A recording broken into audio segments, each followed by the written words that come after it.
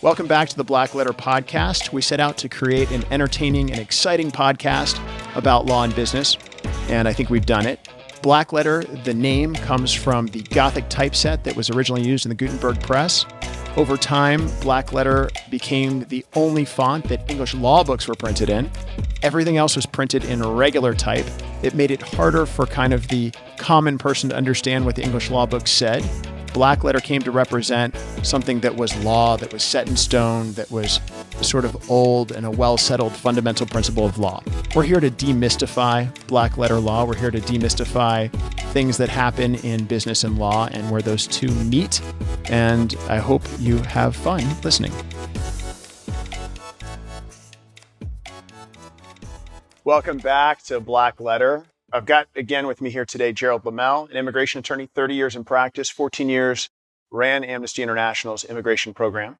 Got Dusty Gwinn, who's an NFL agent, but also an attorney with Dunlap, Bennett & Ledwig, a partner there, who has a sports and entertainment law practice representing athletes principally and represents some NFL players. And then Mr. Ken Harvey, former Redskins player. Ken has written 2 thrillers and 3 children's books. Yeah.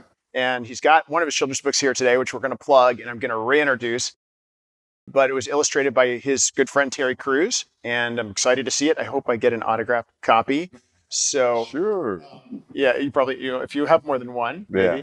Why we have Gerald here today, why we brought him back is to talk a little bit. Ken and Gerald connected in our green room about immigration and athletes and how immigration can be a great boon for athletes from another country and how that works. And Gerald and I talked in our previous segment about what was the e-visa, the special level 1, highly skilled, famous visa. And I don't know if that comes into play with athletes or how that works, but I figured I'd leave it to you and Ken and Dusty to kind of tell me, what is the issue? How does immigration affect athletes, and how does immigration interplay with representing athletes and in their careers? Yeah, well, there is a visa that is specifically for entertainers and athletes. It's called the P visa. So let me just make sure. So we talked about the H visa, which is for corporate immigration. We talked about the E visa, which is for investment. And then the L visa, which is for intercompany transfers. And now we have the P visa, which is for entertainers and athletes. So we have HELP, right? Is that the status of the immigration system? Yeah. So I didn't do that. I feel like the government did that. We got a tagline. I anagrammed help. Okay. We've done a great deal of work in this area with P visas. This is generally bringing professional athletes to the United States to perform. These are athletes that have an international reputation, certainly a national reputation, but an international reputation. They, like many visas, where you're bringing somebody with extraordinary ability, the extraordinary ability has to be something that is recognized nationally. So you'll have... nationally in the country of origin? In the country of origin. Okay, so is that an immigrant visa or non-immigrant visa? It's a non-immigrant visa. So it's a temporary... Yeah, it's a temporary visa. Play for a team. So most of the athletes that come from other countries, certainly, for example, in baseball or in the National Hockey League or whatever have you, they'll come on the P visas. Yeah, so these are people who have, they're known, their articles have been written about them, they've been professionals for a long time, they're highly skilled in their area, and they're coming to the United States to continue to perform in that area. So Ken and Dusty, have you guys had any experience with athletes immigrating or known any athletes in your careers? I'll let you take it first. But. Definitely it's big in baseball. I'm not a baseball agent. I've predominantly been in football and women's basketball. With women's basketball, it's kind of the inverse. Like there's so many opportunities around the world that it's difficult as a women's basketball agent to understand all those different systems. So it's outbound. I will say in football, you've started to see it. I think it's not anywhere like it is in baseball.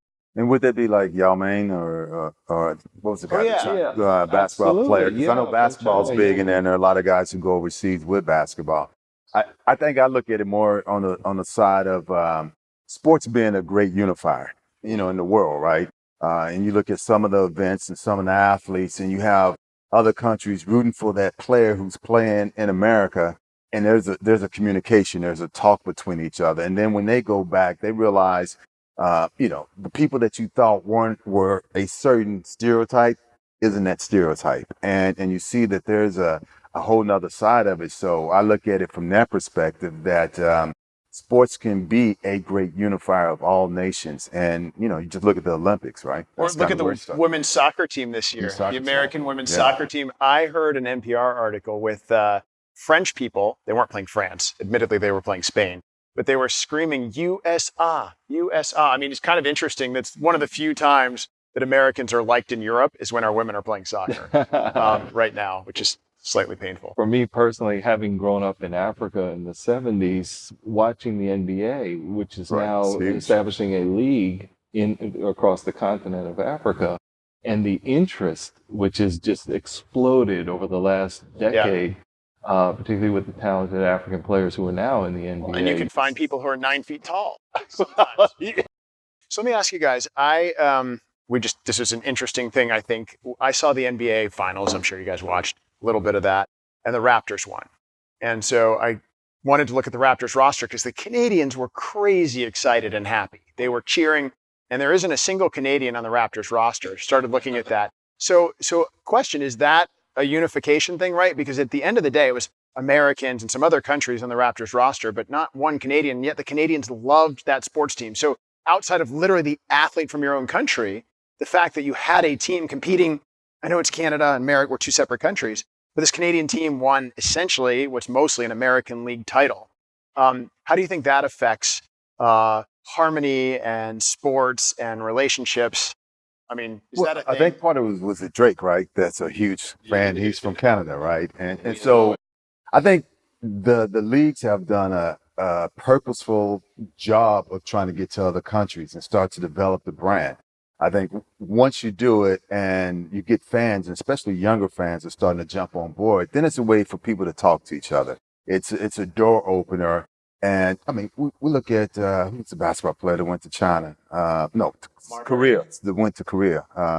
Dennis Rodman. To think that an athlete can open up a door and the potential that you have. You think of Muhammad Ali. That was back in my day, who could go in any country and everyone knew who he was. Yes. That's a door opener to even to have somebody to have a conversation. So I think that's because it's a universal language, right? The game of sports, in some respects, basketball has been exported massively successfully. Right. Mexico is becoming a big area for football. In Kenya, everybody knew Pele. When I was, in the 70s, everybody knew. Everybody in the U.S. knew Pele in the 70s too. Everybody everywhere knew Pele. Even in West Virginia, you guys probably had heard of it.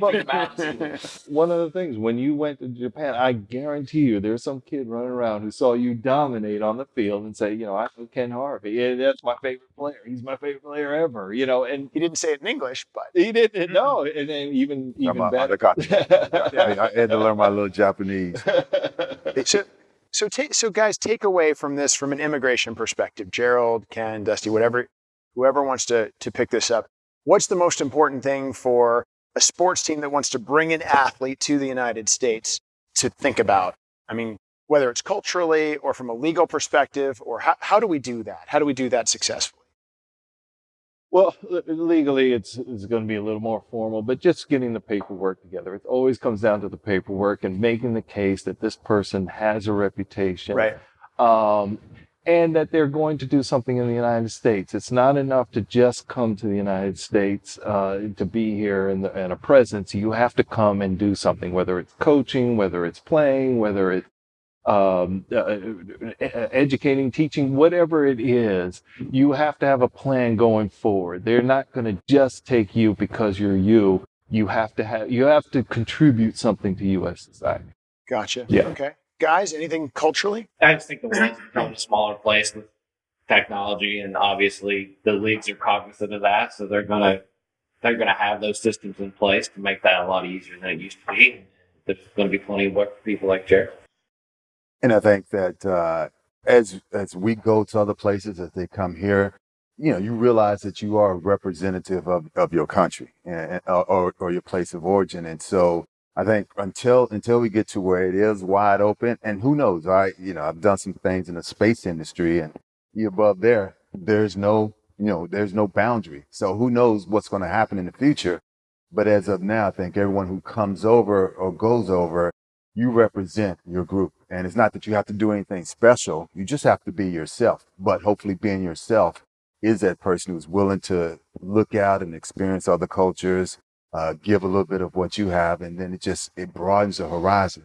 Because I think a lot of times we're stuck on stereotypes of what you've seen on TV or what you know or what you've heard. And when you actually get to meet a person, you're like, wow, they're kind of like me. Yeah, human just beings. like me, right? Yeah. So takeaways: paperwork, details, important. World's getting smaller for technology. The leagues know this, and we're exporting it. And being a cultural ambassador, whether coming or going. Those are the three big points when it comes to athlete immigration and planning for that as a team owner or a team member, somebody who's coming to the country. Appreciate it, Gerald, Ken, Dusty, for this immigration special section on sports, which I think nobody's ever done in podcasts that I'm aware of. So first, so we're going to close with that. That's all for today's episode of Blackletter. Thanks again for listening. Join us next time when we talk about more Blackletter issues in creative ways. Make sure you subscribe to the podcast on iTunes and Google Play so you never miss an episode. And to catch us on video, check out our website at blackletterstudios.com.